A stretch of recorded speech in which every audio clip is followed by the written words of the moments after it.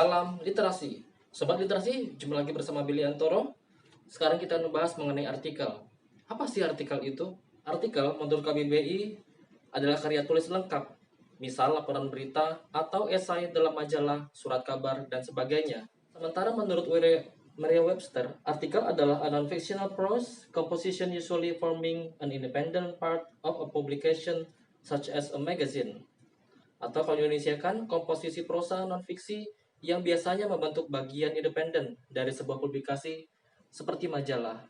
Jadi dari pengertian tersebut, artikel itu merujuk kepada jenis penulisan non-fiksi. Lalu apa bedanya dengan berita? Kalau berita disusun berdasarkan piramida terbalik. Peristiwa diurutkan dari sesuatu yang paling penting ke kurang penting. Dan tulisannya bersifat faktual, tidak ada fiksi sama sekali. Dari pengertian tersebut, kita bisa menyimpulkan bahwa artikel merupakan jenis tulisan non-fiksi. Lalu muncul pertanyaan, apa bedanya dengan berita? Berita merupakan jenis tulisan ragam jurnalistik yang disusun berdasarkan faktual, tidak melenceng ke hal sifatnya fiksi, dan ditulis berdasarkan piramida terbalik. Tulisan disusun berdasarkan sesuatu yang paling penting ke kurang penting. Nah, struktur penulisan berita seperti ini itu agak sulit diterima oleh sebagian pembaca untuk memahami sebuah peristiwa, bahkan korelasi dengan peristiwa yang lainnya. Maka muncullah artikel. Artikel disusun berdasarkan rangkaian cerita yang dibumbui oleh opini dari penulisnya, ada argumennya juga, sehingga tulisan artikel mampu menjelaskan sebuah peristiwa faktual berdasarkan sudut pandang penulisnya. Jadi kalau berita disusun berdasarkan faktual, artikel disusun berdasarkan argumen penulisnya dan berdasarkan faktual yang diangkatnya. Lalu apa ragam artikel? Artikel ada bermacam-macam. Ada yang sifatnya kolom, ada opini, ada esai, ada juga tajuk rencana. Kalau kolom disusun berdasarkan faktual, komposisinya bisa frame terbalik atau tidak, bebas gitu ya. Lalu apa sih ragam tulisan artikel itu? Setidaknya ada 4 hal. Yang pertama adalah kolom, kedua esai, 3 opini, dan keempat tajuk rencana. Kolom adalah sebuah tulisan yang mengangkat mengenai kronologis, ditulis secara piramida, dan mengutamakan sebuah masalah serta solusinya. Sementara esai sifatnya aktual, yang merupakan interpretasi dari penulisnya, sifatnya reflektif, dan menyajikan data. Sementara opini lebih mengedepankan kepada interpretasi sarang penulis dan menyajikan data. Sementara tajuk rencana berisi fakta yang diangkat secara aktual dan merupakan interpretasi serta opini dari sebuah surat kabar. Jadi pada dasarnya ragam artikel itu merupakan sebuah tulisan yang dimuat di media massa. Tapi ada juga sih yang dimuat juga di buku. Biasanya dalam bentuk antologi esai. Lalu apa saja tema-tema yang bisa diangkat dalam sebuah tulisan opini? Yang pertama adalah faktual. Artinya tulisan yang diangkat mengangkat sebuah fakta atau realita atau fenomena di masyarakat. Yang kedua adalah aktual. Maksudnya peristiwa tersebut sedang terjadi atau baru terjadi dan menjadi perbincangan masyarakat, atau dalam bahasa media sosialnya adalah viral. Artikel juga mengandung unsur menarik atau menghibur. Artinya tulisan tersebut mengandung unsur emosional yang membuat orang lain untuk tertarik untuk membacanya. Dan keempat, sasaran membaca. Nah, biasanya ini artikel ini ditulis berdasarkan sasaran pembaca tertentu. Apakah remaja, dewasa, orang tua, atau berdasarkan profesi. Apakah profesi pengacara, profesi guru, dan lain-lain. Nah, lalu bagaimana kita menulis artikel? Yang pertama adalah tentukan topik dulu. Nah, topik ini bisa berasal dari hal-hal yang sifatnya faktual, aktual, dan menarik di masyarakat. Kita bisa mencari sebuah topik yang menarik, yang menjadi perbincangan publik, dengan melihat misalnya tren yang sedang terjadi di media sosial. Ya, kita bisa lihat di Twitter misalnya, atau kita bisa melihat berita yang sedang terjadi, yang sedang diulas di televisi. Selain menulis topik artikel yang menjadi tren atau perbincangan masyarakat, kita juga bisa menulis topik yang merupakan kegiatan rutin. Misalnya peringatan hari besar agama. Misalnya tema tentang puasa, Idul Fitri, Idul Adha. Nah, itu terjadi terus berulang-ulang. Terus lagi selain itu, temanya adalah peringatan hari besar nasional. Misalnya Hari Kartini. Peringatan 17 Agustus 1945 atau peringatan Hari Pahlawan, atau peristiwa yang terjadi di masyarakat, misalnya mudik, banjir, atau tindakan kriminal lainnya. Nah, sekarang bagaimana kita membuat sebuah kerangka tulisan? Ya, sebelum kita menulis, sebaiknya kita membuat kerangkanya dulu. Yang pertama adalah judul. Nah, judul ini mencerminkan isi sebuah artikel. Judul ditulis secara menarik, singkat, padat, dan jelas. Setelah kita menentukan judul, hal berikutnya perlu kita perhatikan adalah lead. Lead atau teras itu berfungsi sebagai jembatan antara judul dengan konten tulisan. Nah, lead ini berfungsi untuk menarik pembaca agar membaca terus konten yang sedang dia baca.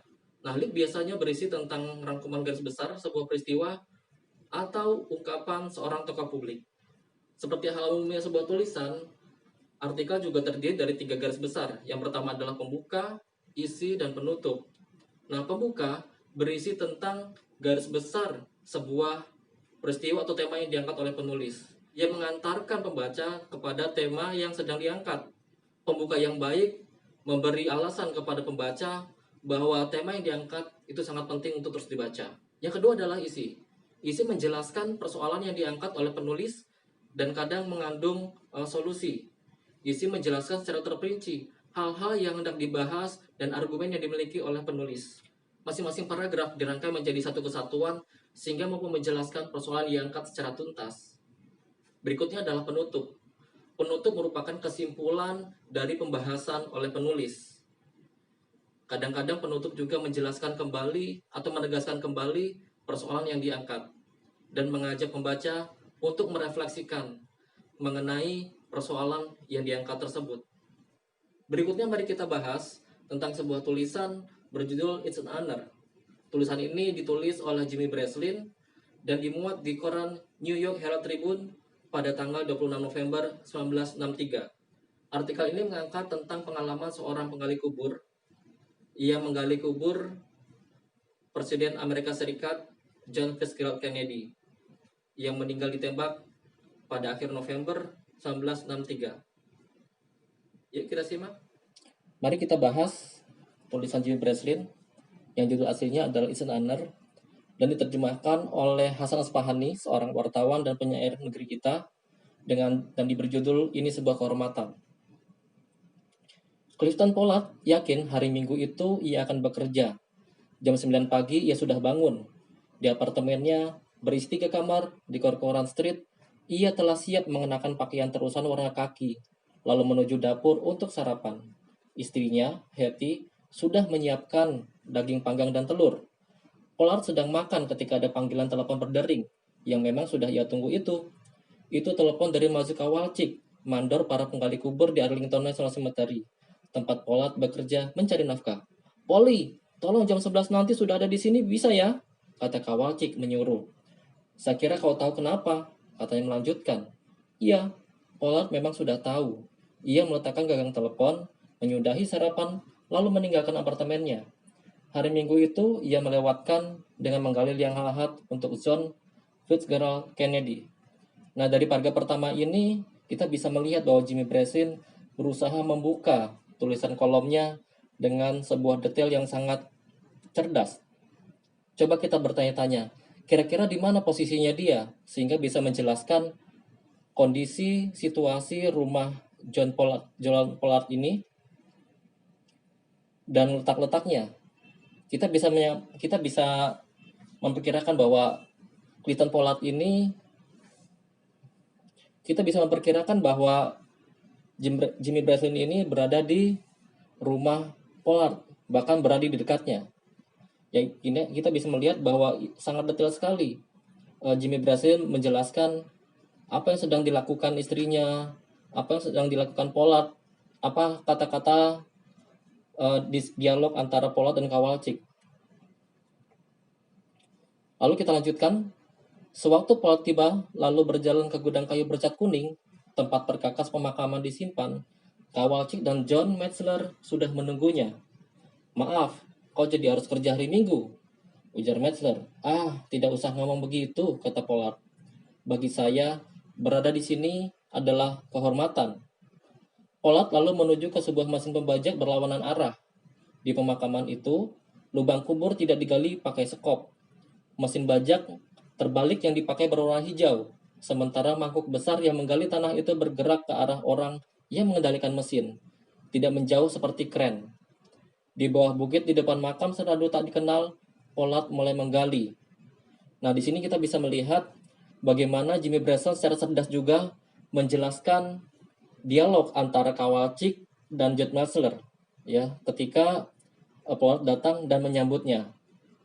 Jimmy Brazel juga menggambarkan bagaimana kondisi pemakaman tersebut, ya kan, bagaimana kondisi mesin bajak yang terbalik berwarna hijau dan mangkuknya besar ke arah tanah itu.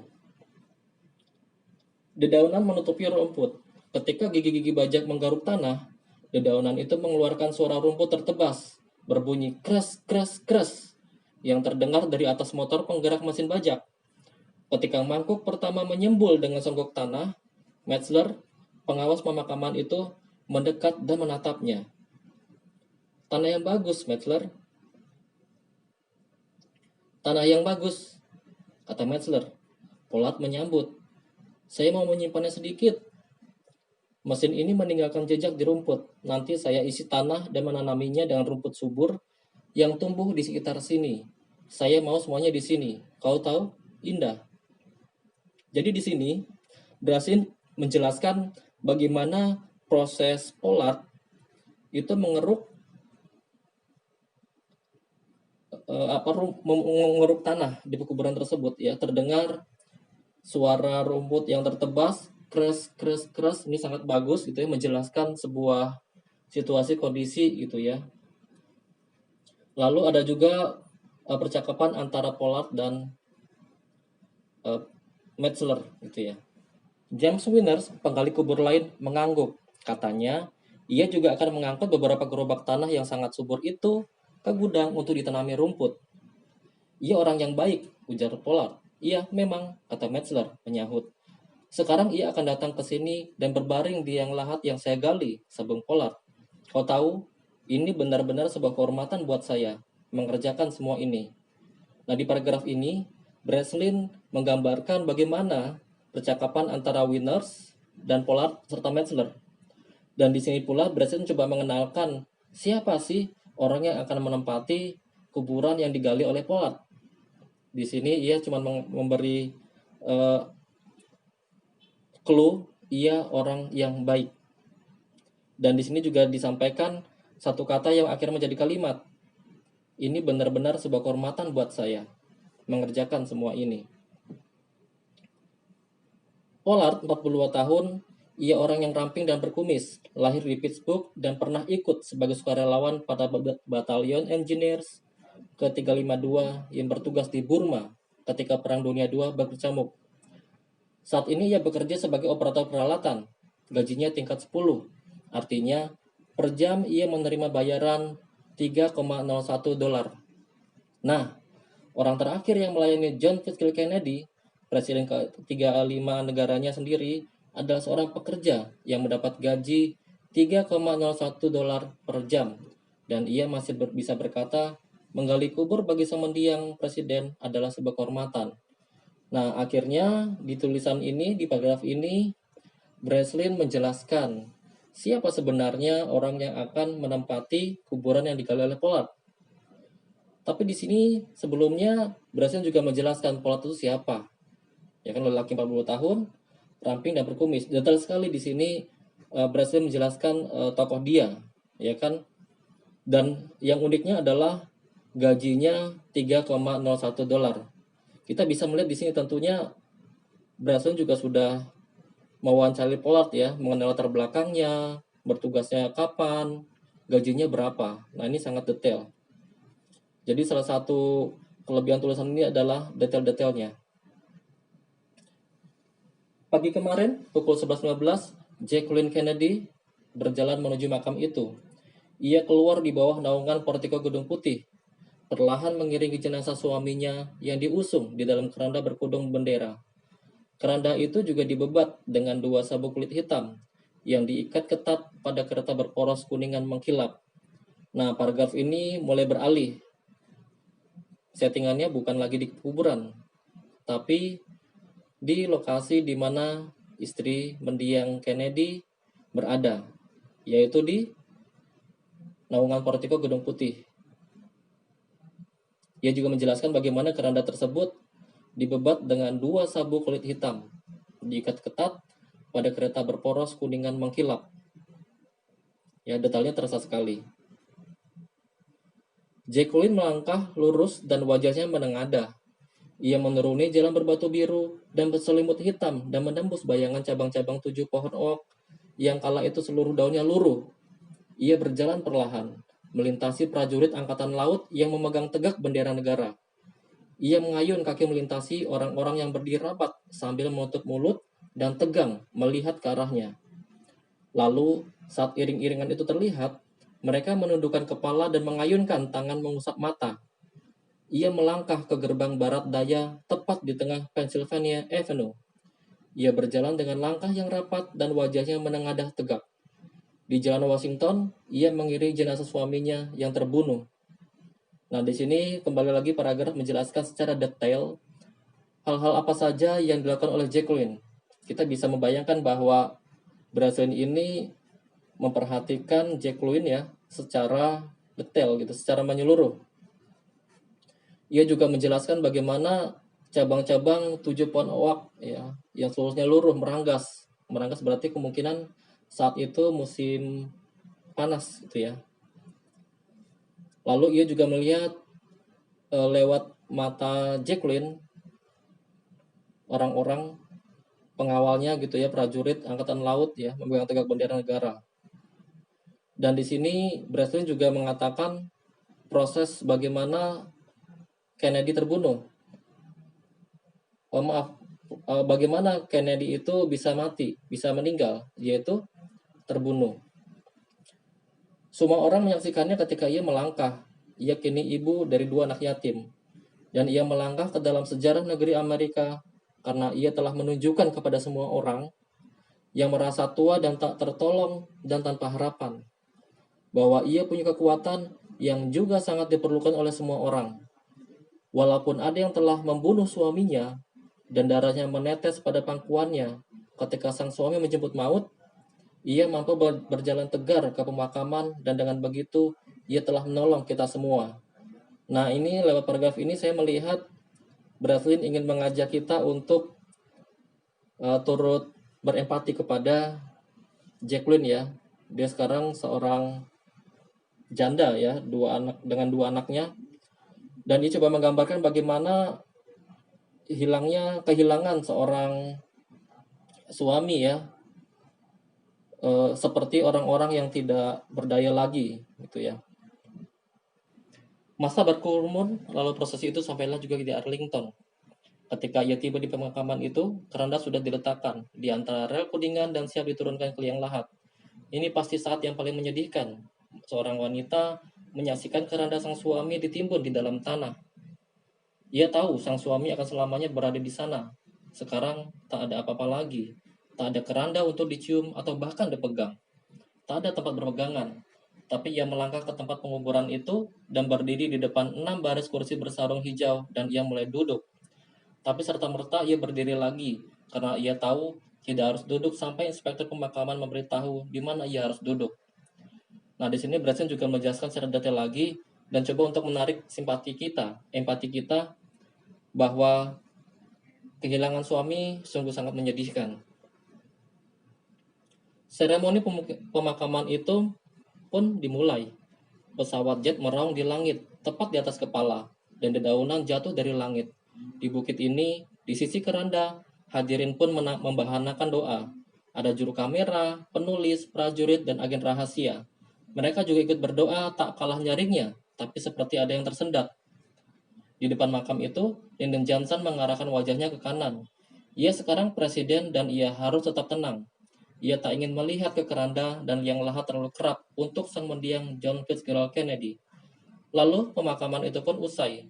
Limusin hitam melaju di bawah pepohonan taman pemakaman itu dan keluar ke boulevard menuju ke Gedung Putih. Jam berapa sekarang? Pria yang berdiri di atas bukit itu bertanya. Ia melihat jam tangannya. Jam 3 lewat 30 menit, ujarnya.